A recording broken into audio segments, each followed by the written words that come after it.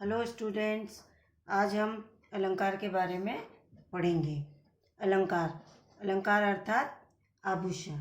अलंकार का अर्थ होता है जो सौंदर्य की वृद्धि करने वाला होता है। जिस प्रकार गहनों को अर्थात आभूषणों को धारण कर नारियां अपना श्रृंगार करती है और उनके सौंदर्य में वृद्धि होती है, उसी प्रकार जो कवि होते हैं वो अपनी रचनाओं में, अपने काव्यों में अलंकारों का प्रयोग करके उनके सौंदर्य में वृद्धि करते हैं, अर्थात चार चांद लगा देते हैं। तो जब हम काव्य भाग पढ़ेंगे, पद्य में और सारी कविताएं पढ़ेंगे, वो पद्यांश पढ़ेंगे, तब हमें अलंकारों की जानकारी होना जरूरी है।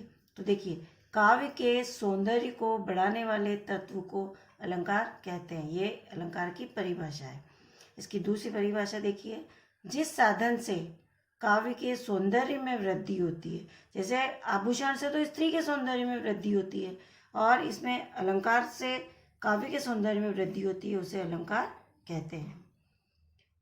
अलंकरोति इति अलंकार, जो अलंकृत करे या भूषित करे, मतलब उसे सुसज्जित करे।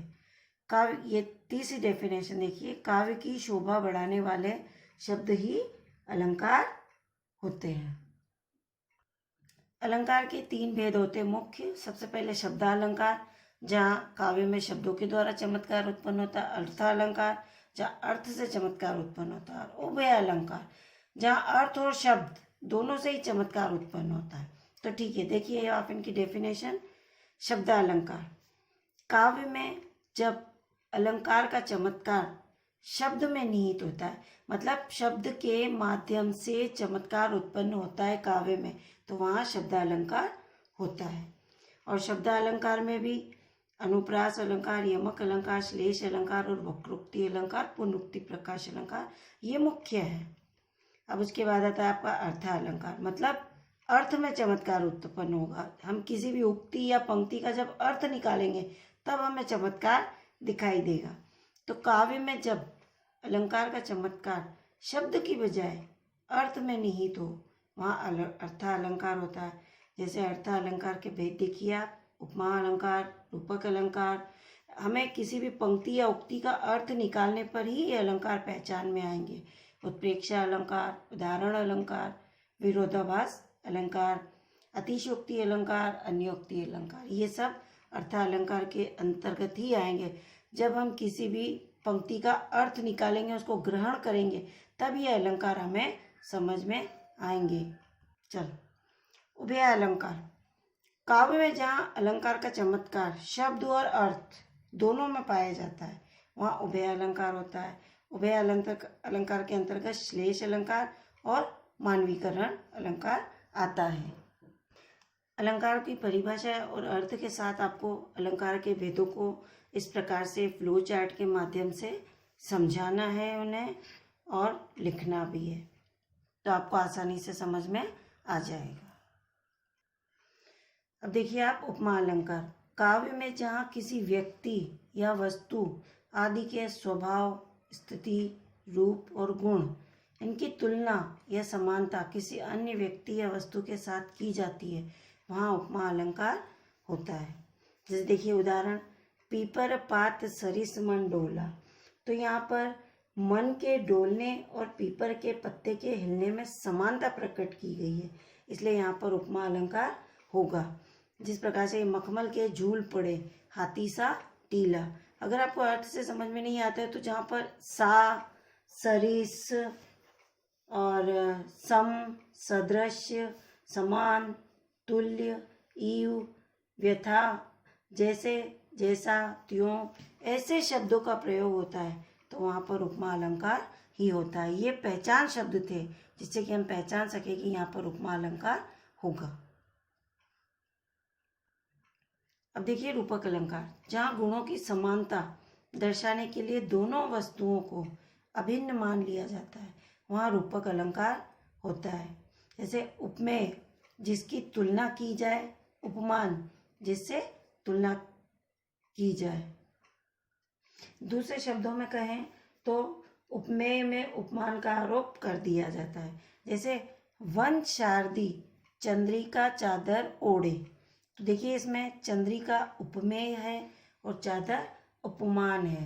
तो चंद्रिका चादर में उपमेय चंद्रिका पर उपमान चादर का आरोप किए जाने पर यहाँ पर उपमा रूपक अलंकार होगा।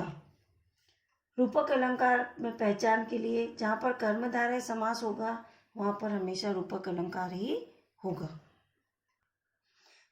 उत्प्रेक्षा अलंकार, जहाँ उपमेय में उपमान की संभावना प्रकट की जाती है वहाँ उत्प्रेक्षा अलंकार होता है। जैसे जब एक वस्तु को दूसरी वस्तु माना जाए या एक में दूसरे की कल्पना की जाए वहाँ उत्प्रेक्षा अलंकार होता है। इसमें इमेजिन करना होता है, जिस तरह से आप लोग बच्चे मैथ्स में करते हो ना कि माना कि ये चूंकि, इस तरह से उत्प्रेक्षा अलंकार में इमेजिन किया जाता है। देखो, उस काल मारे क्रोध के तनु कांपने उनका लगा, मानो हवा के जोर से सोता हुआ सागर जगा। यहाँ तनु उपमेय में सोता हुआ, यहाँ तनु उपमेय में सोता हुआ सागर उपमान की संभावना है, मतलब उसमें कल्पना की जा रही है, इसलिए यहाँ पर उत्प्रेक्षा अलंकार होगा। और इसमें जो ये मानो है, मानो ये वाचक शब्द है, मतलब मानो इमेजिन किया गया है। तो उत्प्रेक्षा अलंकार के पहचान शब्द है मानो, मनु, मनहु, जानो, जनु, जनहु, निश्चय, प्रायः, बहुया, इव, खलु आदि। ऐसे शब्द अगर आपको कविता में या उक्ति में दिखाई दे तो वहां पर उत्प्रेक्षा अलंकार होगा।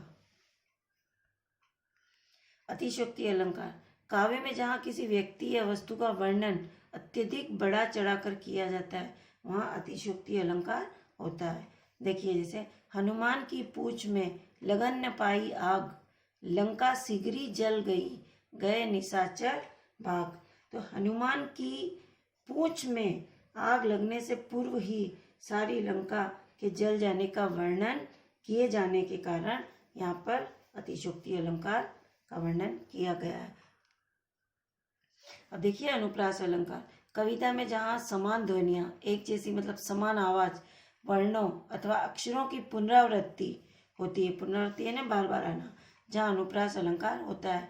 जैसे अधिकतर राइमिंग वर्ड, तुकांत शब्द अनुप्रास अलंकार के अंतर्गत ही आते हैं।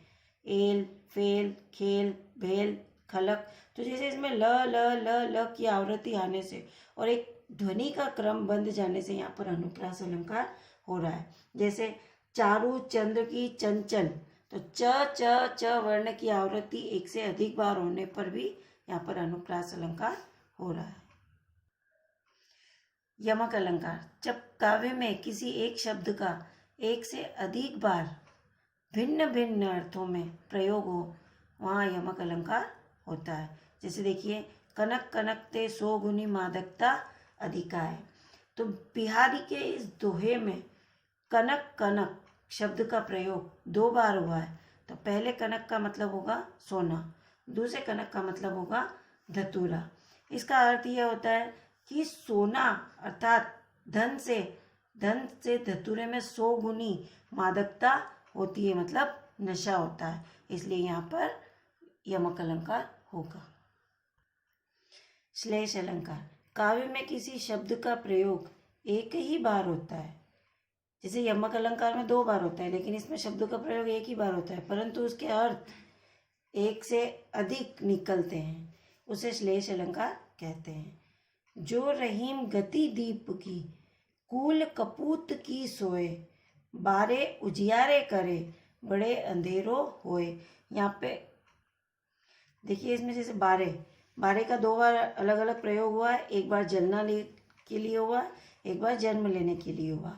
और बड़े शब्द का भी 2 बार प्रयोग हुआ, एक बार बड़ा होने के लिए हुआ और एक बार बूझना है अर्थात अंधेरा फैलाने के लिए हुआ है। तो अब देखिए आप इस पंक्ति का अर्थ, रहीमदास जी कहते हैं कि जैसे दीपक जो है उसकी गति होती है, कि मतलब उसका प्रकार होता है कि कुल दीपक का जो प्रकार होता है, दीपक की जो गति होती है, उसी प्रकार कुल के कपूत की भी होती है।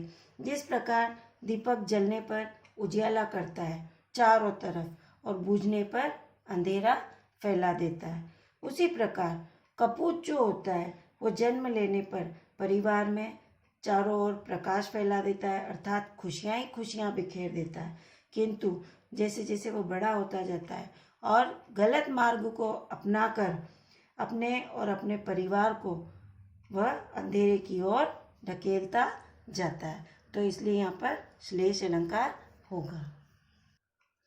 यमक व श्लेष अलंकार में अंतर स्पष्ट कीजिए। इस प्रकार के क्वेश्चन भी आपके आते हैं परीक्षा में। तो देखिए, जहाँ कविता में वैसे तो दोनों की डेफिनेशन लिख के जबकि करके उदाहरण लिखकर आपको वेरीफाई करना होता है। जहाँ कविता में किसी एक शब्द का एक से अधिक बार भिन्न भिन्न अर्थों में प्रयोग हो तो वहाँ यमक अलंकार होता है। तो आप एक यमक अलंकार का उदाहरण दे दीजिए।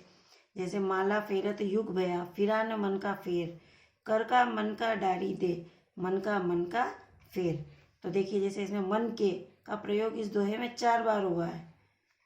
दूसरे व चौथे का अर्थ माला का दाना है और पहले व तीसरे का अर्थ हृदय का, इसलिए यहाँ पर यमक अलंकार होगा। तो आपको यमक अलंकार की परिभाषा, उदाहरण उसको क्लियर करके उसके बाद जबकि लिखकर श्लेष अलंकार की परिभाषा, जैसे कविता में जहाँ किसी शब्द का प्रयोग एक ही बार होता है परंतु उसके अर्थ एक से अधिक निकलते हैं, वहाँ श्लेष अलंकार होता है। तो श्लेष अलंकार का भी आप इस प्रकार से एक उदाहरण दे दीजिए और उसको भी वेरीफाई कर दीजिए, तो ये आपका अंतर स्पष्ट हो जाएगा यमक व श्लेष में। उसी प्रकार उपमा अलंकार और रूपक अलंकार में भी अंतर इस प्रकार के क्वेश्चन आते हैं। तो जहाँ किसी व्यक्ति या वस्तु आदि के स्वभाव की स्थिति, रूप आदि गुण की तुलना या समानता किसी अन्य व्यक्ति या वस्तु के साथ की जाती है, वहाँ उपमा अलंकार होता है। तो ये इस तरह से जबकि लिखकर और रूपक अलंकार की डेफिनेशन लिख दीजिए। आपको इसका उदाहरण भी देना है उपमा का। जहाँ गुणों की समानता दर्शाने के लिए दोनों वस्तुओं को अभिन्न मान लिया जाता है, वहाँ रूपक अलंकार होता है। देखिए, जैसे पायो जी मैंने राम रतन धन पायो, राम रतन यानी राम रूपी रतन, राम रूपी धन। अलंकारों के भेदों को याद करने के लिए और उनकी डेफिनेशन को याद करने के लिए आपको इस प्रकार से एक साखी बनानी है अलंकारों की, जिससे आपको जल्दी और आसानी से याद हो जाएंगे। अलंकारों के नाम, उनके वाचक शब्द, ये पहचान चिन्ह जो मैंने आपको डेफिनेशन पढ़ाते समय बोले थे, और ये उनके लक्षण यानी शॉर्ट में उनकी डेफिनेशन है, और ये उनके उदाहरण। इस प्रकार से आप एक चार्ट और साखी बना लीजिए तो आपको सारे अलंकार एक स्थान पर और जल्दी याद हो जाएंगे। विरोधाभासी अर्थ अलंकार का एक भेद है।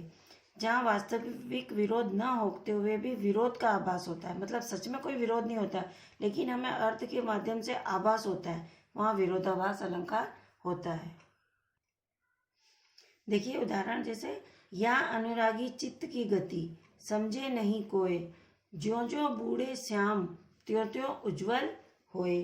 मतलब यहाँ ये जो हमारा मन है, इसकी गति, इसकी चाल को आज तक कोई नहीं समझ पाया है। यहाँ श्याम रंग में डूबने पर चित्त के उज्जवल होने की बात कहकर विरोध का कथन है। किंतु रंग वैसे तो हम काले रंग में डूबते जाते हैं तो और अधिक काले होते जाते हैं, लेकिन रंग का अभिप्राय कृष्ण के प्रेम से लेने पर इसका अर्थ होगा कि जैसे जैसे हमारा हृदय ईश्वर के प्रेम में डूबता जाता है वैसे वैसे हमारा हृदय और अधिक निर्मल होता जाता है। तो यहाँ पर विरोध होने का आभास है। एक प्रकार से प्रशंसा की गई है तो एक प्रकार से निंदा, कि जैसे जैसे हमारा मन किसी गलत काम और काले रंग में डूबता जाता है तो और अधिक काला और खराब होता जाता है, लेकिन जब हमारा वही मन श्री कृष्ण अर्थात श्याम के प्रेम में डूबता जाता है तो वह अत्यधिक उज्जवल होता जाता है। तो यहाँ पर विरोध का आभास होने से विरोधाभास अलंकार होता है।